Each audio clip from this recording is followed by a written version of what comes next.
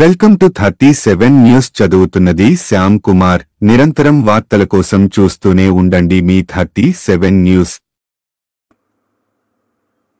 వసంత పంచమి పురస్కరించుకుని మూలపేట శివాలయం ప్రాంగణంలో వెలిసి ఉన్న సరస్వతి దేవి గుడిలో విశేష పూజలు నిర్వహించి భక్తులకు ప్రసాదాలను పంపిణీ చేయడం జరిగింది. పిల్లలందరికీ సామూహిక అక్షరాభ్యాస కార్యక్రమం నిర్వహించడం జరిగింది.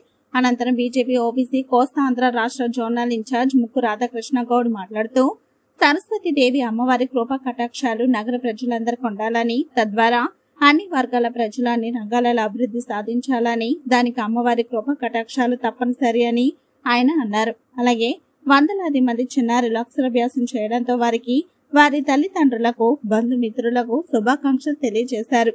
అలాగే ప్రతి ఒక్కరూ క్రమశిక్షణతో నైతిక విలువలతో భక్తి శ్రద్ధలతో ఎంతటి కష్టతరమైన పనినైనా దిగ్విజయంగా పూర్తి చేయొచ్చని, అందుకు కావలసిందల్లా అమ్మవారిపై పూర్తి నమ్మకం అన్నారు.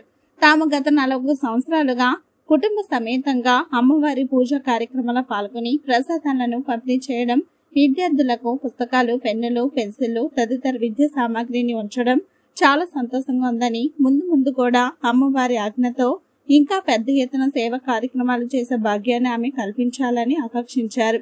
ఈ కార్యక్రమంలో బీజేపీ ఓబీసీ మోర్చా జిల్లా ఉపాధ్యక్షులు తెరకాల వేణుగోపాల్ గౌడ్, నాయకులు వై బాలకృష్ణ, పి రఘురామ్ గౌడ్, సాయి మరియు కుటుంబ సభ్యులు, విద్యార్థులు, తల్లిదండ్రులు, బంధుమిత్రులు పెద్ద ఎత్తున పాల్గొని కార్యక్రమాన్ని విజయవంతం చేయడం జరిగింది.